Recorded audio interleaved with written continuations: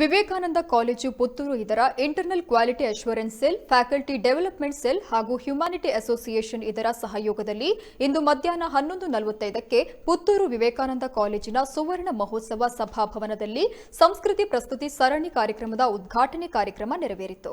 ಈ ಕಾರ್ಯಕ್ರಮದ ಅಧ್ಯಕ್ಷತೆಯನ್ನ ವಿವೇಕಾನಂದ ಕಾಲೇಜು ಆಡಳಿತ ಮಂಡಳಿಯ ಅಧ್ಯಕ್ಷರಾದ ಶ್ರೀನಿವಾಸ್ ಪೈ ವಹಿಸಿದ್ರು. ಕಾರ್ಯಕ್ರಮದ ಉದ್ಘಾಟನೆಯನ್ನ ವಿವೇಕಾನಂದ ವಿದ್ಯಾವರ್ತಕ ಸಂಘದ ಕಾರ್ಯದರ್ಶಿಯಾದ ಕೃಷ್ಣ ಭಟ್ ಕೆಎಂ ನೆರವೇರಿಸಿದರು. ಈ ವೇಳೆ ಸಂಸ್ಕೃತಿ ಪ್ರಸ್ತುತಿ ಸರಣಿ ವಿಷಯದ ಕುರಿತು ಸಂವಾದವನ್ನ ಅರ್ಥಶಾಸ್ತ್ರ ಉಪನ್ಯಾಸಕರಾದ ಅರುಣ್ ಕುಮಾರ್ ನಡೆಸಿಕೊಟ್ಟರು. ಮುಖ್ಯ ಅತಿಥಿಗಳಾಗಿ ವಿವೇಕಾನಂದ ಕಾಲೇಜು ಆಡಳಿತ ಮಂಡಳಿಯ ಸಂಚಾಲಕರಾದ ಮುರಳಿ ಕೃಷ್ಣ ಕೆಎನ್ ಭಾಗಿಯಾಗಿದ್ದರು. ನಮ್ಮ ಅಧ್ಯಾಪಕರು ಹೇಗೆಲ್ಲ ಪಾಠ ಮಾಡ್ತಾರೆ ಅಂತ ನೋಡಲಿಕ್ಕೆ ಇಲ್ಲಿ ಈ ಆನ್ಲೈನ್ ಪಾಠ ಇಲ್ಲಿದ್ರೆ ನಮ್ಮ ಅಧ್ಯಾಪಕರಿಗೆ ಹೇಗೆ ಪಾಠ ಮಾಡ್ತಾರೆ ಅಂತಲೇ ಗೊತ್ತಾಗ್ತಿರ್ಲಿಲ್ಲ. ಈ ವರ್ಷ ಅದರ ಅನುಭವ ಎಲ್ಲರಿಗೂ ಸಿಗ್ತಾ ಇದೆ. ನಮ್ಮ ಆನ್ಲೈನ್ ತರಗತಿಗಳ ಬಗ್ಗೆ ತುಂಬ ಮೆಚ್ಚುಗೆ ವ್ಯಕ್ತವಾಗ್ತಾ ಇದೆ. ಈ ಸಂದರ್ಭದಲ್ಲಿ ನಾನು ಕೂಡ ತಮಗೆಲ್ಲರಿಗೂ ಅಭಿನಂದನೆಗಳನ್ನು ಸಲ್ಲಿಸ್ತೇನೆ. ಈ ವಿಷಯದಲ್ಲಿ ನಾವು ಒಳಹೊಕ್ಕು ನೋಡಿದಾಗ ಒಂದಿಷ್ಟು ಬದಲಾವಣೆಗಳನ್ನು ನಾವು ಮಾಡಿಕೊಂಡ್ರೆ ಇನ್ನೂ ಉತ್ಕೃಷ್ಟವಾಗಿ ನಾವು ನಮ್ಮ ಅಧ್ಯಾಪಕರನ್ನು ಬಿಂಬಿಸಬಹುದು, ಅದು ಸಮಾಜಕ್ಕೆ ಗೊತ್ತಾಗಬಹುದು ಹೇಳುವ ದೃಷ್ಟಿಯಿಂದ ಈ ಕಾರ್ಯಕ್ರಮದ ಆಯೋಜನೆ ಆಗ್ತಾ ಇದೆ. ಇನ್ನೊಂದು ವಿಷಯವಾರು ನಮ್ಮ ಅಧ್ಯಾಪಕರು ಸ್ಟ್ರಾಂಗ್ ಆಗಿದ್ದಾರೆ, ಆದರೆ ಉಳಿದಂತೆ ಕೂಡ ಅವರು ಮಾತಾಡಬೇಕು.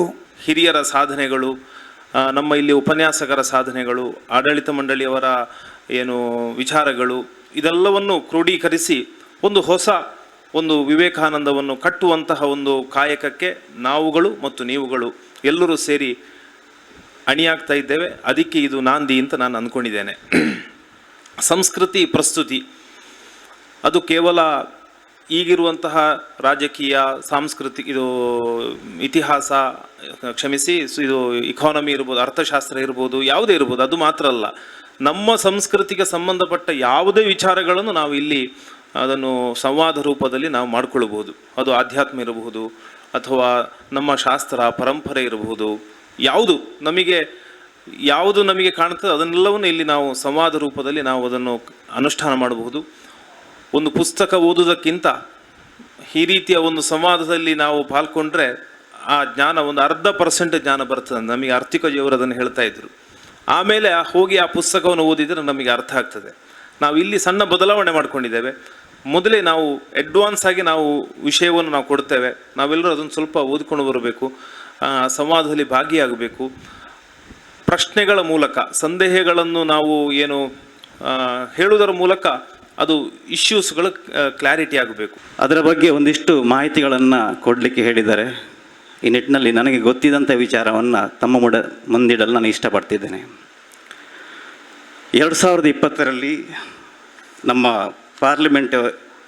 ಇಂಡಿಯಾದ ಪಾರ್ಲಿಮೆಂಟ್ 3 ಕೃಷಿ ಮಸೂದೆಗಳನ್ನು ಅಡಾಪ್ಟ್ ಮಾಡಿಕೊಂಡಿತು.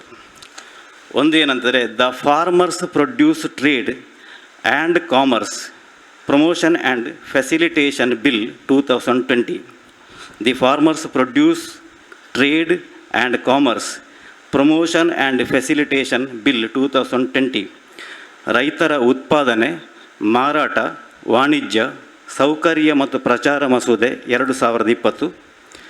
ಇನ್ನೊಂದು bill the farmers empowerment and protection agreement on price assurance and farm services bill 2020. The farmers empowerment and protection agreement on price assurance and farm services bill 2020. ರೈತರ ಸಬಲೀಕರಣ ಮತ್ತು ಸಂರಕ್ಷಣೆ, ಭರವಸೆ ಕೃಷಿ ಸೇವೆಗಳ ಮಸೂದೆ. ಇನ್ನೊಂದು ಎಸೆನ್ಷಿಯಲ್ ಕಮಾಡಿಟೀಸ್ ಅಮೆಂಡ್ಮೆಂಟ್ ಆರ್ಡಿನೆನ್ಸ್, ಅಗತ್ಯ ವಸ್ತುಗಳ ಮಸೂದೆ. ಈ 3 ಮಸೂದೆಗಳನ್ನು 2020 ಈ ತಿಂಗಳಲ್ಲಿ ಏನಂತಂದರೆ ಭಾರತ ಸರ್ಕಾರದಲ್ಲಿ ಅದನ್ನು ಮಂಡಿಸಿದರು. ಬಹುಶಃ ಈ ಮಸೂದೆಯ ಮುಖ್ಯ ಉದ್ದೇಶ ಅಂತಂದರೆ ದೂರದೃಷ್ಟಿ ಉಳ್ಳಂಥ ನರೇಂದ್ರ ಮೋದಿಯವರ ಒಂದು ಕನಸು ಏನಂತಂದರೆ, ಇದರ ಮುಖ್ಯ ಉದ್ದೇಶ ಏನಂತಂದರೆ ಭಾರತದ ಕೃಷಿ ಮಾರುಕಟ್ಟೆಯನ್ನು, ಭಾರತದ ಕೃಷಿ ಉತ್ಪನ್ನವನ್ನು ಅಂತಾರಾಷ್ಟ್ರೀಯ ಮಟ್ಟದಲ್ಲಿ ಗುರುತಿಸುವಂತೆ ಆಗಬೇಕು. ಇಂಟರ್ನ್ಯಾಷನಲೈಸೇಷನ್ ಆಫ್ ಅಗ್ರಿಕಲ್ಚರ್ ಮಾರ್ಕೆಟ್, ಅದು ಅವರ ಮುಖ್ಯ ಉದ್ದೇಶ. ಯಾಕಂತೇಳಿದ್ರೆ ಇವತ್ತು ಈ LPG ಪಾಲಿಸಿಯಲ್ಲಿ, ಲಿಬರಲೈಸೇಷನ್, ಪ್ರೈವೇಟೈಸೇಷನ್ ಮತ್ತು ಗ್ಲೋಬಲೈಸೇಷನ್ ಪಾಲಿಸಿಯಲ್ಲಿ ನಮ್ಮ ದೇಶ ಏನಾಗಬೇಕಂತಂದರೆ ಅಂತಾರಾಷ್ಟ್ರೀಯ ಮಟ್ಟದಲ್ಲಿ ಕೂಡ ತನ್ನನ್ನು ಗುರುತಿಸಿಕೊಳ್ಬೇಕು. ಹಾಗಿರುವಾಗ ಇಲ್ಲಿ ಉತ್ಪತ್ತಿಯಾದ ಉತ್ಪನ್ನಗಳು ಅಂತಾರಾಷ್ಟ್ರೀಯ ಮಟ್ಟದಲ್ಲಿ ಸಮಾನವಾದಂಥ ಮಟ್ಟವನ್ನು ಕಾಯ್ದಿರಿಸಬೇಕು. ಉದಾಹರಣೆ ಹೇಳೋದಿದ್ದರೆ, ಭಾರತದಲ್ಲಿ ಟೊಮೆಟೊ ಬೆಳೆದ್ರೆ ಅದು ಅಮೇರಿಕದ ಟೊಮೆಟೊಗೆ ಈಕ್ವಲ್ ಆಗಬೇಕು. ಆದರೆ ಭಾರತದಲ್ಲಿ ಏನಂತಾರೆ, ಇವತ್ತು ಒಂದು ಕ್ರೂಡು ಮೆಥಡನ್ನು ಫಾಲೋ ಮಾಡ್ತಿದ್ದೇವೆ. ಕೃಷಿಯಲ್ಲಿ ನಾವು ಆಧುನಿಕತೆ ಹೊಂದಿದ್ರು ಕೂಡ, ಕೃಷಿ ರೆವಲ್ಯೂಷನ್ ಆಗಲ್ಪಟ್ಟು ಕೂಡ MS ಸ್ವಾಮಿನಾಥನ್ ಭಾರತದಲ್ಲಿ ಕೃಷಿ ರೆವಲ್ಯೂಷನ್ಗೆ ತುಂಬ ಈ ಗ್ರೀನ್ ರೆವಲ್ಯೂಷನ್ಗೆ ತುಂಬ ಒತ್ತನ್ನು ಕೊಟ್ಟಿದ್ದರು. ಆದರೂ ಕೂಡ ಇವತ್ತು ಸಾಂಪ್ರದಾಯಿಕ ರೀತಿಯಲ್ಲಿ ಏನಾಗ್ತದೆ ಅಂತಂದರೆ ಈ ಕೃಷಿ ಚಟುವಟಿಕೆಗಳು ಆಗ್ತಾ ಇದೆ.